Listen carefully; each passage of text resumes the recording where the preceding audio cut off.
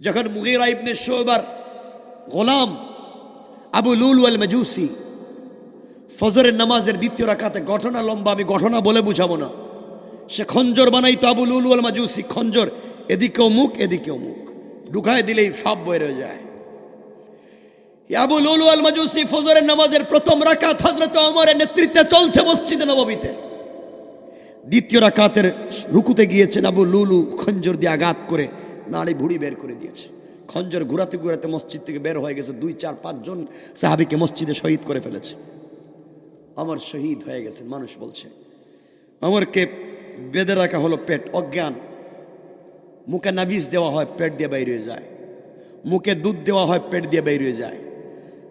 ডাক্তাররা বলল ওমর আর বাঁচবেন না। 72 ঘন্টা পরে ওমরের জ্ঞান ফিরেছে।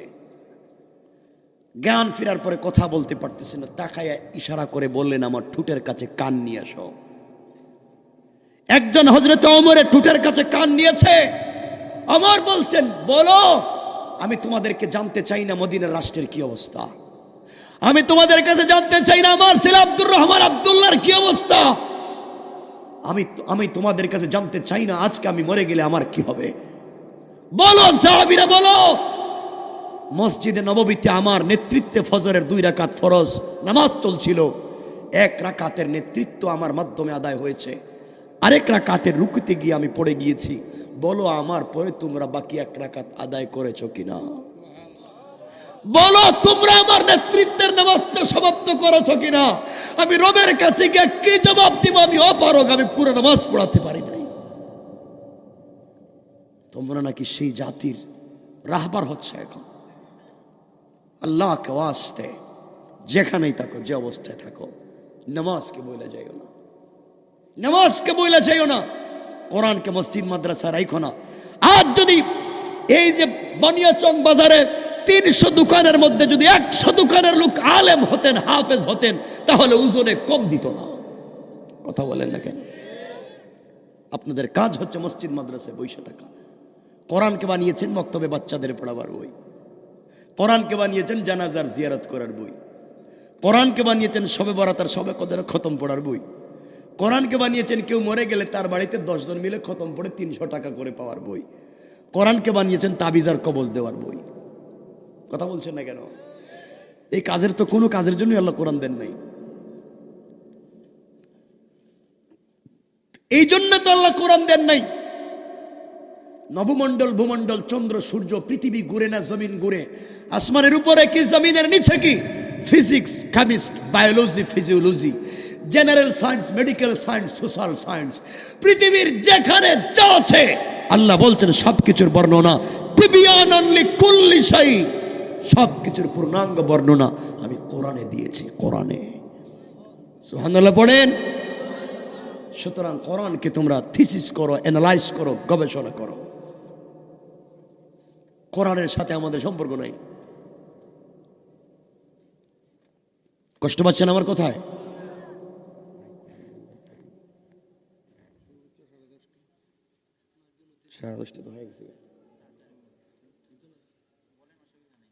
কষ্ট হচ্ছে আপনাদের? আমি লম্বা করবো না, কিন্তু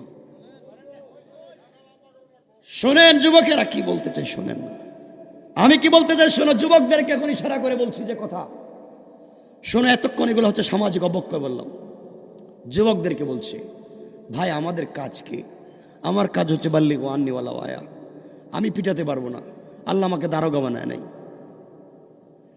আমি কাউরে পিটাইয়া দিন শেখাতে পারবো না, এর প্রশ্নই আসে না। আল্লাহ বলছেন লা ইকরাহা ফিদ্দিন, ধর্মের ব্যাপারে কোনো জবরদস্তি করা চলবে না। কাদ তাবায়্যানার রুশদু মিনাল গাই, আল্লাহ কাদ বলে বলছেন, কাদ তাবায়্যানার রুশদু মিনাল গাই। যারা আরবি ব্যাকরণ বুঝেন আল্লাহ বলছেন তোমার কাজ 2টা পথ বলে দেওয়া, একটা হিদায়াতের রাস্তা, একটা গুমরাহির রাস্তা।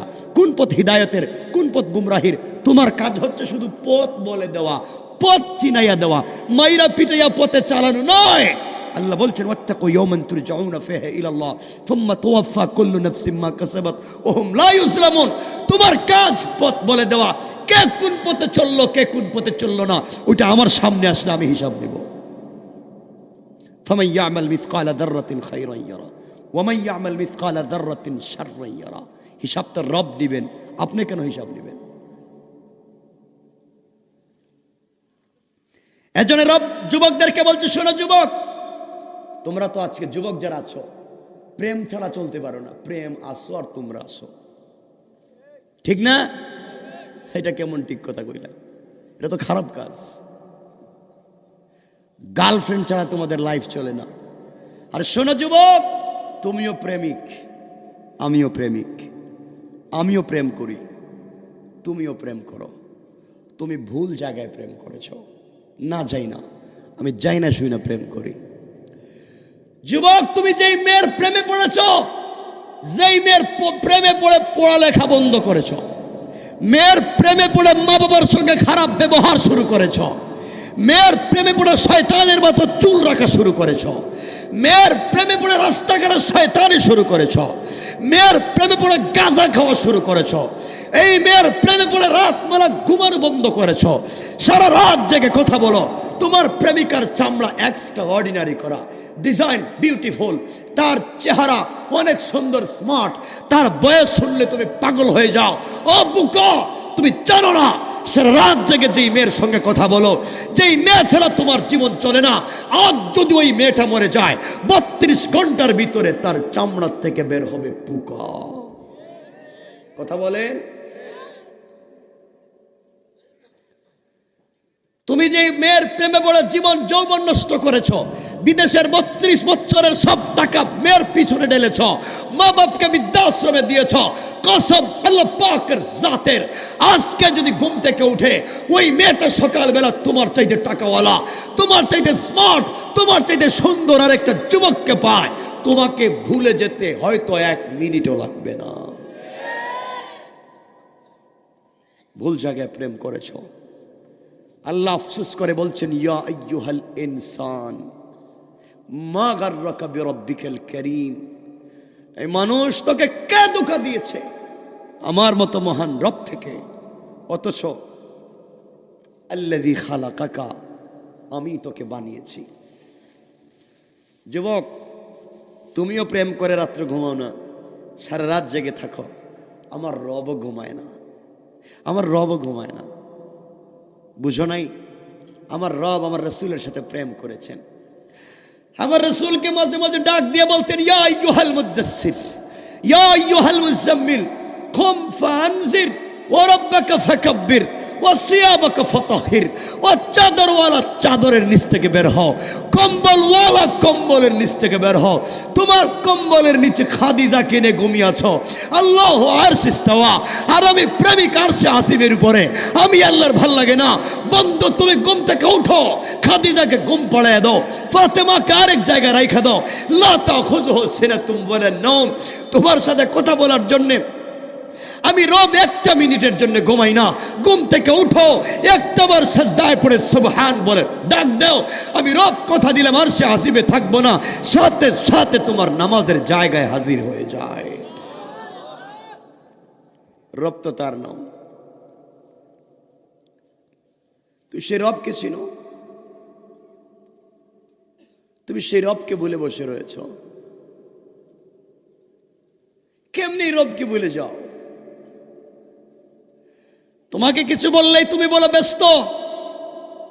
যুবক, মসজিদে আসো, ব্যস্ত। কি নিয়ে ব্যস্ত? তোমার কাছে নাকি আমেরিকার লেটার স্পন্সর এসেছে, সাপোর্টিং লেটার এসেছে, তুমি আগামীকালকে তোমার ফ্লাইট চলে যাবা, সবার কাছ থেকে বিদায় নিচ্ছ, নামাজ পড়ার টাইম নেই, তুমি ব্যস্ত। ও বুকা, জানো না সবার কাছ থেকে বিদায় নিয়া লাগেজ ব্যাগেজ কমপ্লিট করে তুমি যেই বিছানায় ঘুমাইতে গিয়েছ, বুকা, তুমি জানো না তোমার বালিশের নিচে হয়তো আজরাইল বসা। কে বলছে তুমি ভালো মানুষ? বানিয়ে সঙ্গের মানুষ, শোনো, মনে করেছো আগামীকালকে সকালবেলা দোকান খুলে 50 লাখ টাকার বিজনেস করবা, এই চিন্তা করে সকালবেলা দোকান খুলেছ, ক্যাশের বাক্স খুলে টাকা গুনতে যাবা। বিজনেস আমার, টাকা আমার, গাড়ি বাড়ি আমার, এয়ার কুলার এয়ার কন্ডিশন টাইস আর সিরামিক করেছি আমি, ক্যাশের বাক্স খুলে টাকা গুনতে গিয়েছ। আপনি জানেন না আজরাইল এখানে বসা। আজরাইল আল্লাহকে বলছে, আল্লাহ আমসিক আও আত্রুক, ওরে কি ছাইড়া দিব না ধর্ম? আল্লাহ কয় আমারে চিনে না, নামাজ পড়ে আসে নাই, থাপ্পড় দিয়ে ফালায় দে। আপনারা দেখছেন অত ব্রেন স্ট্রোক করছে। কথা বলেন না কেন? আমি জানতে চাই কেন রবকে ভুলে যাও? রবকে আর ভুলে থাইকো না। তুমি আর কি বা করেছো? তুমি তো গুনাই করেছো। তুমি গুনাহ না করলে রব মাফ করবেন কারে? বুঝেন না আমার কথা? তো রবের কাছে সিস্টেমে বলতে পারো না কেন? মুসা কালিমুল্লাহ আল্লাহর সঙ্গে তুর পাহাড়ে কথা বলতে গেছেন। তো মুসা আল্লাহরে জিজ্ঞাসা করছেন, আল্লাহ তাবরানির রেওয়ায়াত, আপনি বলেন তো আপনি কোথায় আর আমি কোথায়? আল্লাহ বলছেন, মুসা তুমি বলো তুমি কোথায় আর আমি কোথায়? মুসা বলছেন, আল্লাহ আমি তো তুর পাহাড়ের নিচে আর আপনি মনে হয় তুর পাহাড়ের উপরে। আল্লাহ বলছেন, না রে মুসা, তুমি তুর পাহাড়ের নিচে এটা ঠিক, আমি তুর পাহাড়ের উপরে নই, বরং তোমার আর আমার মধ্যখানে ৭০,০০০ নূরের পর্দা। আল্লাহ এত দূর থেকে তুমি আমার সঙ্গে কথা বলছো? হ্যাঁ কথা বলছি। আল্লাহ কারোর সঙ্গে কোনোদিন সরাসরি কথা বলবা না? আল্লাহ বলছেন, বলবো মুসা, বলবো বলবো। কিয়ামতের আগে আখেরি জামানার কিছু গোলাম আসবে গুনাহগার, ওরা গুনাহ করতে করতে কল্প কালো করে দিবে, আসমান জমিন তো গুনায় ভরে যাবে। এরপরে গভীর রাত্রে ঘুম থেকে উঠে গভীর রাত্রে গুনার কথা মনে করে যখন সিজদায় গিয়ে একবার পড়বে সুবহান রাব্বিয়াল আলা, তখন আমি আরশে আসিবে থাকি না, সাথে সাথে তার ঘরের দরজায় হাজির হয়ে যায়। রব তো তার নাম। কেমনে সেই রবকে ভুলে ঘুমায় যাও? আর এই রবের কথা বললে তো রাত শেষ হয়ে যাবে। আমরা লম্বা করতে চাই না, আমরা লম্বা করতে চাই না। যে কথা বলতে চাই, এতক্ষণ যা বুঝালাম যদি না বুঝেন তাহলে আমার আলোচ্য আয়াত। এতক্ষণ যা বুঝালাম যদি না বুঝেন, রবকে না চিনেন, কাল্লা ইন্নাহা লাযা, তাহলেই আপনাকে যাওয়া লাগবে লাজায়। কথা বুঝতে পেরেছেন আমার? আমার মুসলমান বন্ধুগণ, গভীর মনোযোগ। আল্লাহ রাব্বুল ইজ্জত ওয়াল জালাল কোরআনে কারীমের ৭০ নম্বর সূরা, সূরা আল মাআরিজের ৮ নম্বর আয়াত থেকে আল্লাহ রাব্বুল ইজ্জত ওয়াল জালাল বলা শুরু করলেন, ইয়াউমা তাকুনুস সামাউ কাল মুহল। আল্লাহ বলতে লাগলেন, গোলাম রে, এমন একদিন তোমার সামনে আসছে যেই দিন আকাশ তামার মতো গলে গলে ফুটা ফুটা হয়ে পড়ে যাবে। তোমার চোখের সামনে আসমান গলে যাবে। তুমি দুনিয়ার চাকচিক্যে পড়ে আমি রবকে ভুলে গিয়েছ, রবের কথা মনে নাই। গোলাম, এমন একদিন আসবে যেই দিন তোমার উপরে সুন্দর করে সাজিয়ে রাখা আসমান তামার মতো গলে গলে পড়ে যাবে। ওই দিন তওবা করলে কাজ হবে না, ওই দিন আমি রবকে ডাকলে কাজ হবে না। জালালের পরের আয়াতে বলছেন, ওয়াতাকুনুল জিবালু কাল আইহিন। আল্লাহ বললেন, গোলাম রে, যেই দিন পর্বত সমূহ রঙিন তুলার মতো উড়ে যাবে, কাপড়ের মতো উড়ে যাবে, সুতার মতো উড়ে যাবে। গোলাম রে, এমন একদিন তোমার সামনে আসতেছে যেই দিন পাহাড় সমূহ টুকরা টুকরা হয়ে যাবে, তুলার মতো উড়ে যাবে, আসমান গোলা তামার মতো গলে যাবে। ওই দিন তুমি দুনিয়ার বাস্তবতা বুঝতে পারবে, যার জন্যে দুনিয়ার জমিনে 40টা বছর প্রবাসে কাটিয়ে দিয়েছো, ঈদের দিন পর্যন্ত কাজ করেছ, সন্তানদেরকে লালন পালন করবার জন্যে, মানুষ করবার জন্যে, মানুষের মতো মানুষ হিসাবে গড়ে তুলবার জন্যে তুমি এত কষ্ট করেছ। বন্ধুদের জন্য আড্ডা দিয়েছ, বন্ধুদেরকে নিয়ে আড্ডা দিতে নামাজ ছেড়ে দিয়েছ, রবের কথা শুনো নাই। আল্লাহ 10 নম্বর আয়াতে বলছেন, ওয়ালা ইয়াসআলু হামিমুন হামিমা। গোলাম, এমন একদিন আসবে যেই দিন বন্ধু বন্ধুর খবর নেবে না। পরম বন্ধু তোমার সঙ্গে ছিল, কিয়ামতের দিন তোমার খবর পর্যন্ত নেবে না। ভাইরে, তুমি বন্ধুর পাল্লায় পড়ে সিনেমা দেখতে গিয়েছ, বন্ধুর পাল্লায় পড়ে কাউকে গালি দিয়েছ, বন্ধুর পাল্লায় পড়ে বন্ধুর কথা শুনে কারো জমিনের আইল ভেঙ্গে 1 হাত ভিতরে ঢুকিয়েছ। বন্ধুর কথা শুনে কারো বাউন্ডারি ওয়াল তুমি ভেঙে দিয়েছো, বন্ধুর কথা শুনে কারো ক্ষেতকে নষ্ট করেছো, বন্ধুর কথা শুনে কারো পুকুরে বিষ মেরে মাছ মেরেছো, আমার বন্ধু কোন অন্যায় করেছো। আল্লাহ বলেছেন গোলাম শব্দ আনন্দের মধ্য দিয়ে কাটিয়ে দিয়েছো, যেই দিন আসমানগুলো ভেঙে চুরে চুরমার হয়ে যাবে, পাহাড়গুলো ভেঙে চুরে চুরমার হয়ে যাবে, ওই দিন বুঝবে তোমার বন্ধু আসলে তোমার ছিল না, ও ছিল শয়তান। এরপরে রাতে আল্লাহ বলছেন ইউবাসসিরুনহুম ইয়াওয়াদ্দুল মুজরিমু লাউ ইফতাদি মিন আযাবি ইয়াউমিইযিম বিবানি। আল্লাহ রাব্বুল ইজ্জত ওয়াল জালাল বলছেন গোলাম রে, ওই দিন একে অপরকে দেখবে, তুমি তোমার বন্ধুকে দেখবে, বন্ধু তোমাকে দেখবে, মা তার সন্তানকে দেখবে, সন্তান তার মাকে দেখবে, পিতা পুত্রকে দেখবে, পুত্র পিতাকে দেখবে, কিন্তু কেউ কাউকে পরিচয় দিবে না, কেউ কারোর সঙ্গে কথা বলতে চাইবে না, এড়িয়ে চলতে চাইবে। দুনিয়ার জমিনে অন্তরঙ্গ বন্ধু ছিল, আপনার সন্তানকে কুলে না নিয়ে ঘুমালে ঘুম হয় না, সন্তানের কপালে চুম্বন না দিলে ঘর থেকে বের হতে পারেন না। আপনি যত দূরে থাকেন না কেন, সন্তান টেলিফোন দিলে কাজ ফেলে গাড়ি দৌড়িয়া বাসায় চলে যান। কিয়ামতের দিন দেখবেন এই সন্তান আপনার চোখের দিয়ে চলে, চোখের সামন দিয়ে চলে যায়, আপনার সঙ্গে কথা বলতে চায় না। আল্লাহ বলবেন গোলাম পড়, ইকরা কিতাবাকা কাফা বিনফসিকাল ইয়াওমা আলাইকা হাসিবা। গোলাম দুনিয়ার জমিনে যা করলে পড়, ওই সময় আপনি আল্লাহর কাছে বলবেন আল্লাহ তাআলা আমি সন্তানদেরকে মানুষের মতো মানুষ বানাবার জন্যে মসজিদে নামাজ পড়তে পারি নাই, আয় আল্লাহ তাআলা সন্তানদেরকে মানুষ করার জন্য ঈদের দিন পর্যন্ত কাজ করেছি।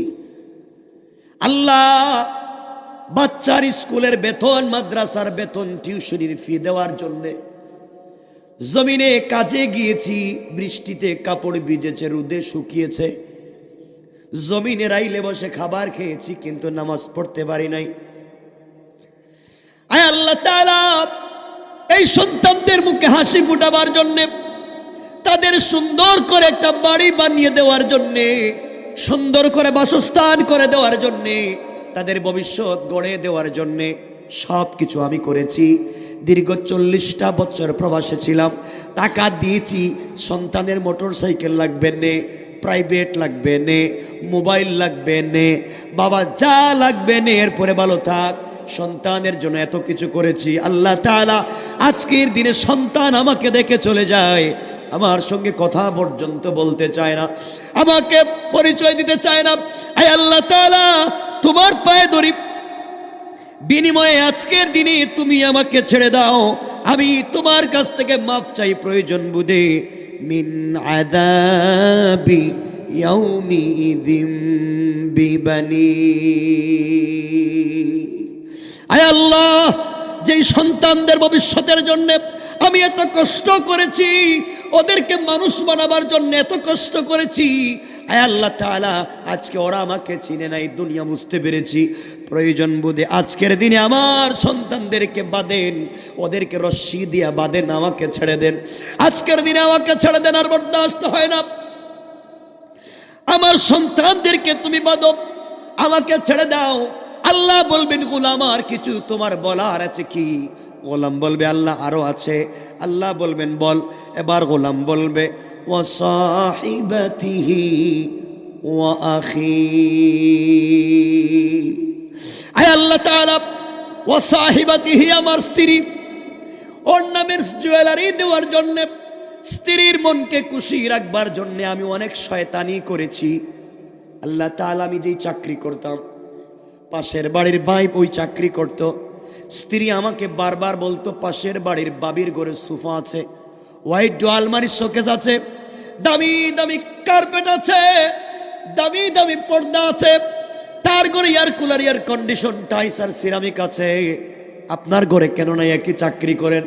আল্লাহ তাআলা আমার বন্ধু ঘুষ খাইতো, আমি খাইতাম না, এই জন্য করতে পারি না। স্ত্রীর জ্বালাতন শুনে, নির্যাতন শুনে, বকা শুনে স্ত্রীর মনকে খুশি রাখবার জন্য আমিও সুদ খেয়েছি, ঘুষ খেয়েছি, সুদে টাকা এনেছি, ওই সমস্ত করেছি। আল্লাহ তাআলা এগুলা করতে গিয়ে নামাজ পড়তে পারি নাই, তোমার নাম ঠিক মতো নিতে পারি নাই।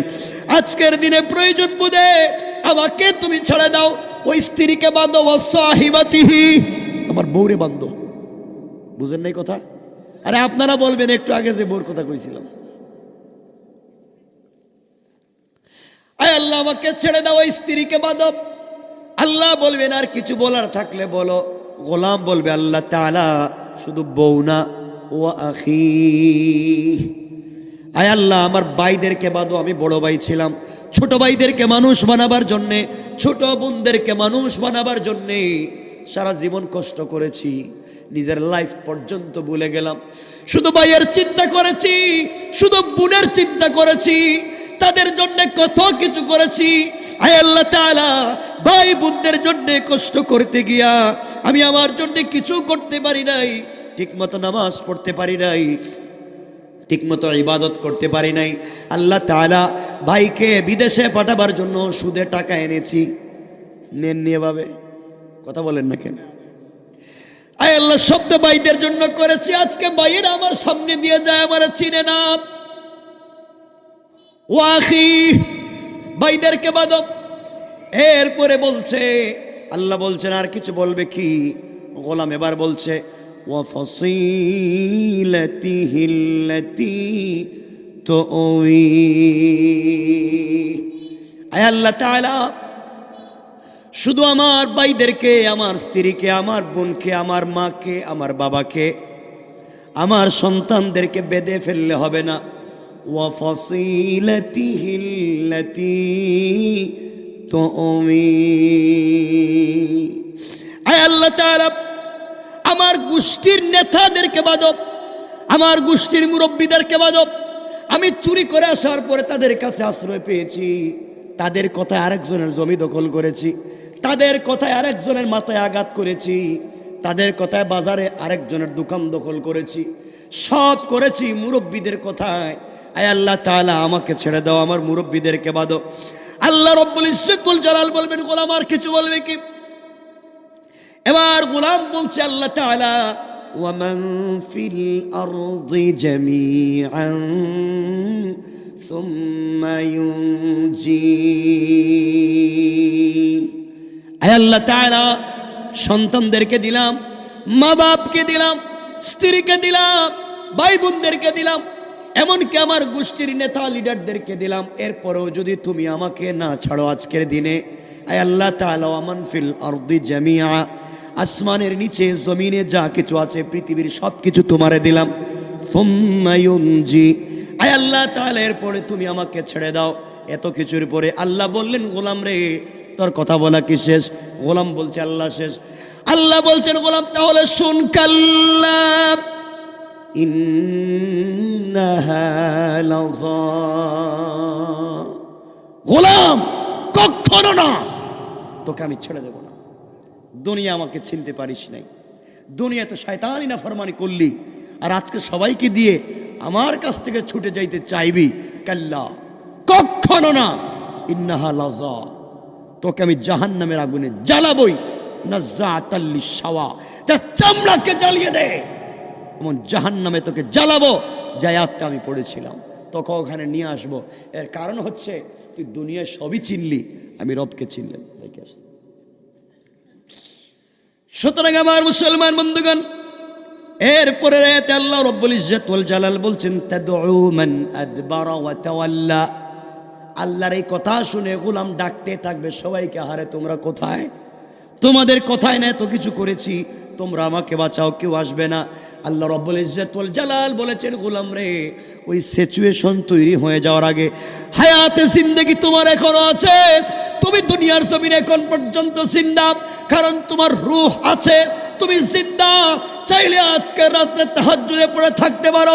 আব্দুল কাদের জিলানী, মাইনুদ্দিন চিশতি, শাহজালাল মুজাররিদি ইয়ামনি, তারাও কবরে শুয়ে আছেন, তারা মস্ত বড় বুজুর্গ। আর একটা চোর ডাকাত বদমাইশ সে বেঁচে আছে। একজন মৃত শাহজালালের চাইতে একটা জীবিত বদমাইশও একদিক থেকে ভালো, কারণ শাহজালাল চাইলে আজকের রাতে তাহাজ্জুদের সালাত পড়তে পারবেন না, চাইলে তওবা করতে পারবেন না, চাইলে তাসবিহ আর জিকির করতে পারবেন না। আর এলাকার বদমাইশও যদি চায়, হায়াত আছে, আজকের সারা রাত্র আল্লাহর কদমে সেজদায় কাটাইয়া দিতে পারে। ঠিক কিনা বলেন? এই জন্য আল্লাহ কামাস্তে হায়াতে জিন্দগির কদর করেন, জীবনকে কাজে লাগায় দেন। পারবেন না ইনশাল্লাহ? সবাই বলেন না ইনশাল্লাহ। কথা এখানে রেখে দিলাম। 1 নম্বর হালাল খাবেন, 2 নম্বর সব সময় আমানত রক্ষা করে চলবেন, আর সর্বোপরি যেখানেই যে অবস্থায় থাকেন নামাজ পড়বেন। নামাজকে ভুলে যাইয়েন না। নামাজ পড়লে বান্দা বান্দা থাকে না, বান্দা আল্লাহর বন্ধু হয়ে যায়। পড়বেন তো ইনশাআল্লাহ? আল্লাহ আমাদের সবাইকে কবুল করুক। সবাই বসেন, উঠবেন না। আল্লাহুম্মা লাকাল হামদু কুল্লুহু ওয়া লাকাশ শুকরু কুল্লুহু নাসআলুকাল খায়রা কুল্লুহু ওয়া নাউযু বিকা মিন শাররি কুল্লিহি ইন্নাকা আলা কুল্লি শাইইন কাদির। আপনাদের জন্য দোয়া থাকলো, আমার জন্য দোয়া চাই।